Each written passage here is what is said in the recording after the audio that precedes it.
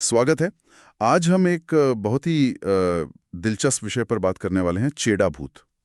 ये महाराष्ट्र की एक लोक मान्यता है और हमारे पास एक स्रोत है, एक ट्रांसक्रिप्ट, जिसमें इसके कई पहलू हैं। खासकर धावजी पाटिल से इसका जो कनेक्शन है वो काफ़ी अनोखा है। हाँ, बिल्कुल। तो आज हम कोशिश करेंगे कि इन कहानियों को, अलग अलग थ्योरीज को और ये विश्वास कहाँ से आया, इसे समझें। चलिए फिर शुरू करते हैं। बिल्कुल। ये लोक कथा, डर और विश्वास, मतलब इनका एक काफी उलझा हुआ जाल है। हाँ, देखते हैं ये स्रोत क्या क्या बताता है। तो सबसे पहले ये चिड़ा आखिर है क्या चीज? स्रोत में इसके बारे में अलग अलग बातें हैं ना। हाँ, हैं। एक विचार तो ये है कि ये खोड़कर भूत है। खोड़कर भूत मतलब छोटा, थोड़ा शरारती किस्म का, जो शायद रास्ता भटका दे या चीजें छुपा दे या जैसे कानाफूसी सी करे, पर ज्यादा नुकसान नहीं पहुंचाता, ऐसा मानते हैं। अच्छा, शरारती टाइप का। हाँ। लेकिन फिर एक दूसरी थ्योरी भी है जो वो थोड़ी ज्यादा सीरियस है। ओके, वो क्या? उसके हिसाब से चेड़ा के कोई 52 प्रकार होते हैं और अगर ये किसी के पीछे पड़ जाए तो मतलब जिंदगी तबाह कर सकता है। घर, परिवार, खेती बाड़ी सब कुछ नष्ट। इसे बहुत शक्तिशाली माना गया है।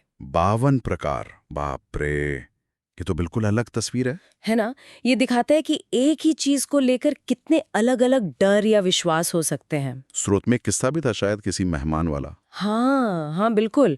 एक किस्सा है कि कोई मेहमान थे, उन्होंने अनजाने में स्मशान के पास कोई पत्थर था, उसे लात मार दी। अब वो चेड़ा का पत्थर माना जाता था। ओहो, फिर क्या हुआ? फिर रात में उनको छाती पर दबाव महसूस हुआ, जैसे कोई गला दबा रहा हो। तो उन्हें किसी ने सलाह दी, भाई तुम्हें चेड़ा लगा है, धावजी पाटिल के मंदिर जाओ। अच्छा, तो यहाँ से धावजी पाटिल का नाम आता है। बिल्कुल। तो ये धावजी पाटिल कौन है और इनका चेड़ा से क्या लेना देना है? देखिए, स्रोत बताता है कि धावजी पाटिल सातारा जिले में है, वाई तालुका में सुरूर गांव है, वहां उनका मंदिर है। और ये मंदिर जाना ही जाता है छेड़ा से जुड़ी समस्याओं को सुलझाने के लिए। मानते हैं कि वो इन 52 छिड़ाओं के मालिक हैं। मालिक? हाँ, मालिक। और कालूबाई के सेवक है। कालूबाई मतलब महाकाली का ही एक रूप। अच्छा, कालूबाई। स्रोत में ये भी है कि उन्होंने शायद कोलकाता में कोई तंत्र मंत्र सीखा था, लेकिन उसका इस्तेमाल लोगों की भलाई के लिए किया।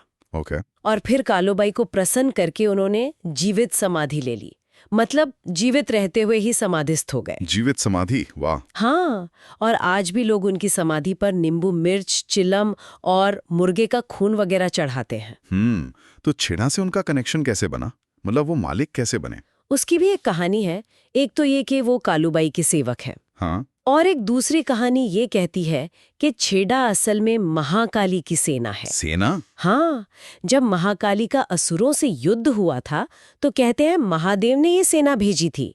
युद्ध के बाद ये सेना पत्थरों में समा गई। पत्थरों में? अच्छा। अब क्योंकि कालूबाई महाकाली का ही रूप है, तो चेड़ा उनकी सेना और धावजी पाटिल उनके सेवक। तो इस नाते चेड़ा उनकी बात मानता है। ऐसा कनेक्शन जोड़ा जाता है। ये तो बड़ा दिलचस्प कनेक्शन है, पर एक बात समझ नहीं आई। अगर छेड़ा देवी की सेना है, रक्षक है, तो फिर वो नुकसान क्यों पहुंचाता है? ये दोनों बातें कैसे? हाँ, ये सवाल तो उठता है। स्रोत के हिसाब से ये निर्भर करता है।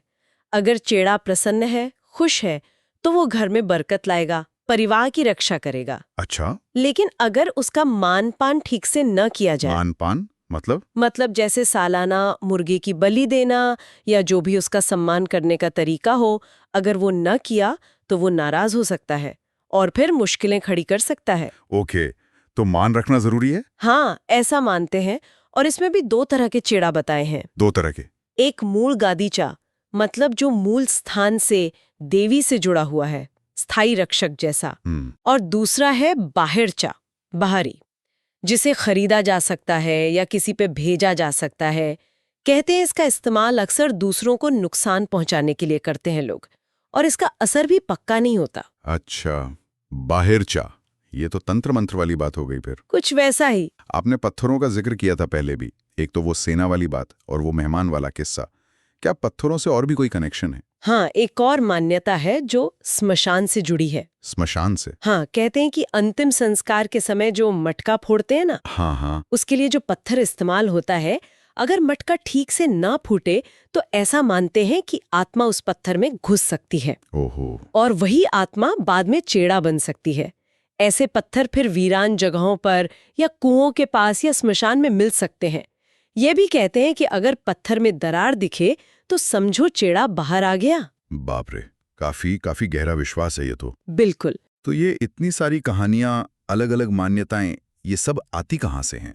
इनका बेस क्या है? देखिए, स्रोत खुद ये साफ करता है कि ये सब लोक कथाएं हैं, सुनी सुलाई बातें हैं, जिसे वो आइको किस्से कहते हैं। आइको किस्से मतलब सुनी हुई कहानियां। हाँ, अक्सर होता यह है कि जब किसी घटना का, खासकर किसी बुरे वक्त का या अजीब चीज का कोई सीधा सरल जवाब नहीं मिलता, हाँ, होता है ऐसा। तो लोग उसे फिर भूत, प्रेत, जादू टोना या ऐसी ही किसी अलौकिक शक्ति से जोड़ देते हैं।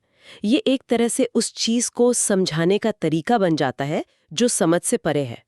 सही है। अज्ञात का डर और उसे समझने की कोशिश। बिल्कुल। तो कुल मिलाकर हमने देखा कि ये चेड़ा की जो धारणा है जी। ये कितनी मल्टी लेयर्ड है। कहीं शरारती भूत, कहीं बहुत विनाशकारी शक्ति, तो कहीं देवी का सैनिक और रक्षक भी। हाँ। दाऊजी पाटिल से इसका एक बहुत गहरा नाता है। और पत्थर इसकी कहानियों में बार बार आते हैं एक प्रतीक की तरह। सही कहा। और स्रोत के आखिर में ये बात भी है कि ये कहानियां इंसानी डर और उस अज्ञात को समझने की कोशिश से ही निकली हैं। अच्छा।